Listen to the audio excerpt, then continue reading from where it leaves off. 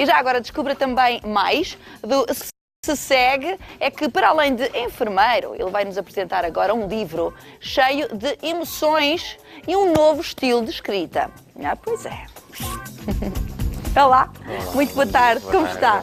Tudo bem? Tudo bem, tudo bem. Primeiro, a sua saúde. Está tudo bem? Está tudo bem, tudo Sim. bem. Está tudo bem. Trabalha numa clínica, num hospital? No Hospital Dona Estefânia. No Hospital Dona Estefânia. Sim. Portanto, tem uma realidade diária, Ricardo, muito difícil, não é? No sentido em que, de facto, acaba por ter uma nobreza muito grande, obviamente, no seu trabalho. Qualquer pessoa que trabalha em saúde o tem, mas queria mais do que isso.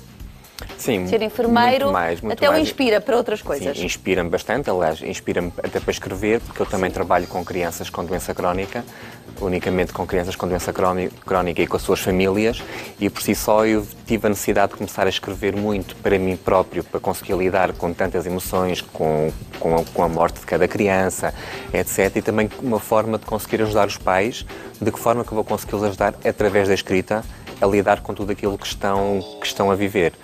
Porque na saúde ainda há muitas vezes, há uma doença que temos de tratar, quando é incurável temos que dar qualidade de vida, mas por vezes ainda há muito a separação do lado emocional, que fica um bocado arrumado naquela gaveta, porque temos de ser objetivos, temos de curar, temos que tratar.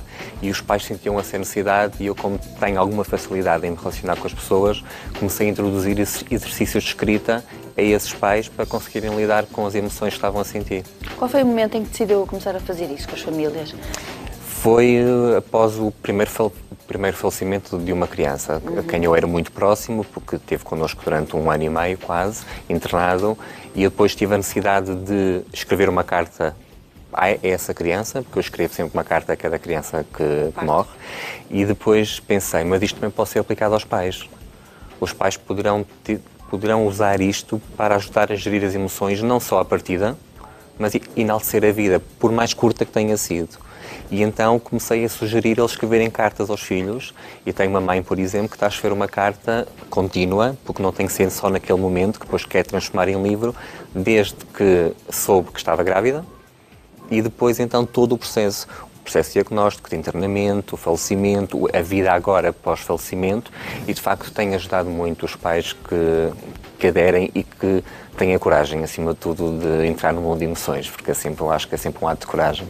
Olha, Ricardo, eu sou mãe e principalmente, antes de ser apresentadora, sou um ser humano, e devo-lhe dizer que é das pessoas mais especiais que nós recebemos aqui no Faz Sentido, porque eleva o que faz e a sua profissão.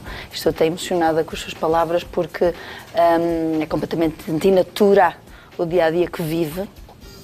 E obviamente que quando falamos de crianças o nosso mundo desaba por baixo, quer dizer, é tudo completamente diferente, não é? Tivemos uma conversa com uma família com um bebê de 2 anos e, portanto, o Ricardo, ao viver com isto, também coloca o que é o lado clínico destes seres tão especiais, os enfermeiros, toda a equipa de oncologia, mas que de facto nós nunca falamos sobre isto, não é? Sobre como é que estes profissionais lidam com esta carga, não é? Com esta carga emotiva, já nem sequer falando, obviamente, dos pais, que isso já é uma profundidade muito, muito difícil.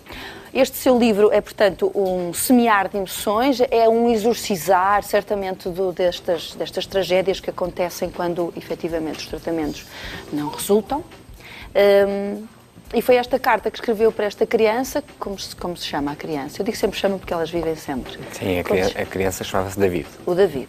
E ao escrever a carta, Ricardo, também foi a partir daí que naturalmente talvez tenha feito um pacto para continuar, não é? Para continuar a ser enfermeiro, para continuar a lidar com isto, para continuar a estar com estes pais, porque de outra maneira, como é que... Não, eu fiz esse pacto comigo, assim, eu já escrevo há muitos anos mesmo, desde os meus 10 anos de idade, que sempre tive muita dificuldade em falar, portanto usei sempre a escrita para gerir emoções.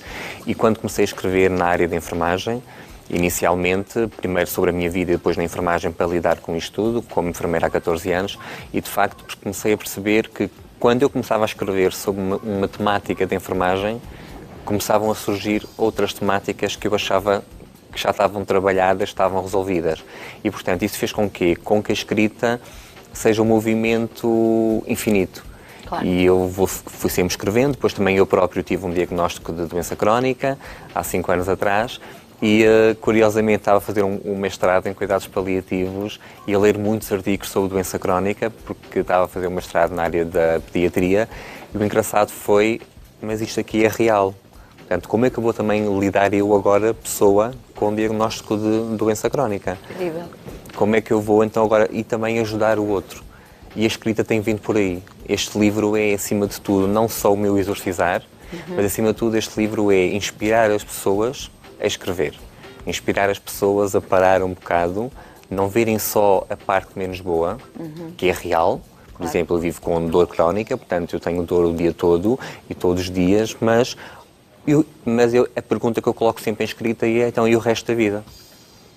E, por exemplo, um dos textos que está nesse livro é falar sobre a dor. Eu escrevo cartas à dor e quando eu aceitei o meu diagnóstico, que só foi 2 anos após o mesmo, que foi numa carta que eu escrevi à dor em que eu dizia: tu és real, vamos supor que tu és uma pessoa e que vais caminhar comigo todos os dias. Portanto, agora eu tenho que perceber como é que me vou relacionar contigo dia a dia. Há dias que tu vais mandar em mim, que vais estar um bocado mais zangada, e eu tenho que acolher que estou menos bem, mas há outros dias em que sou eu que vou bater o pé e dizer: não, vais ficar aí mesmo que latente, mas eu vou continuar a fazer as minhas coisas e vou continuar a lutar.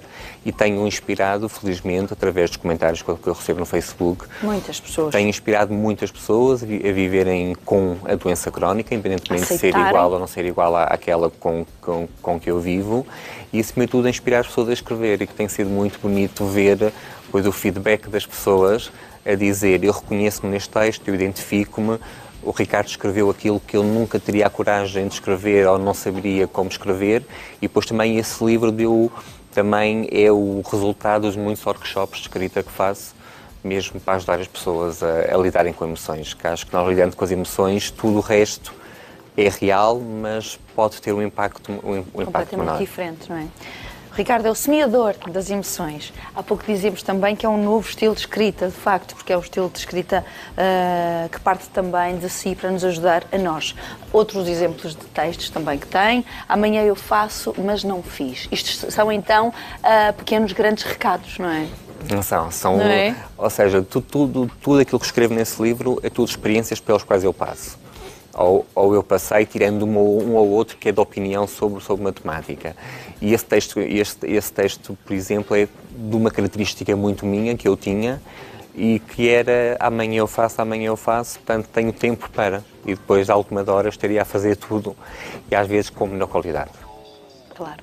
Mas, acima de tudo, ao lidar com a morte, esse texto vai também nesse sentido, que é: amanhã eu faço, mas depois pode haver um dia em que ninguém faz. E eu, quando trabalhei em cuidados paliativos de adultos, também durante um período de tempo, o maior arrependimento que eles tinham era: eu não fiz isto, eu não disse, eu não mostrei, eu não fui.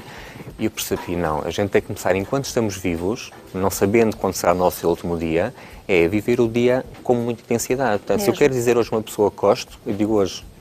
Se eu quero dizer a alguém que não gosto também, eu digo hoje. Claro. E viver não vou, com essa verdade. E, acima de tudo, viver com essa verdade e aceitar e assumir cada emoção dessa verdade como nossa.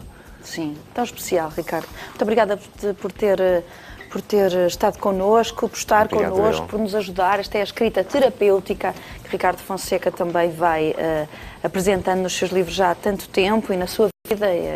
É um exemplo também de inspiração. Muito obrigada. Muito obrigado por tudo aquilo que partilha, que coloca nos seus livros. Tem mesmo que ter este livro, obviamente, nas vossas vidas. Tanto mais haverá para dizer, mas foi um prazer recebê-lo. Muito obrigado. Muito obrigado. Tudo bom.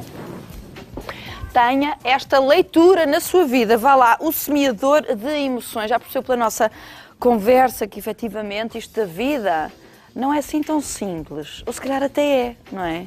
Basta vivermos no presente e desfrutarmos de cada segundo. Este Ricardo vem-nos aqui também dar este abanão para você durante o intervalo. Pensar um bocadinho nisto. Vamos aprender a gerir bem as nossas emoções e a desfrutar dos dias em que estamos aqui, não é?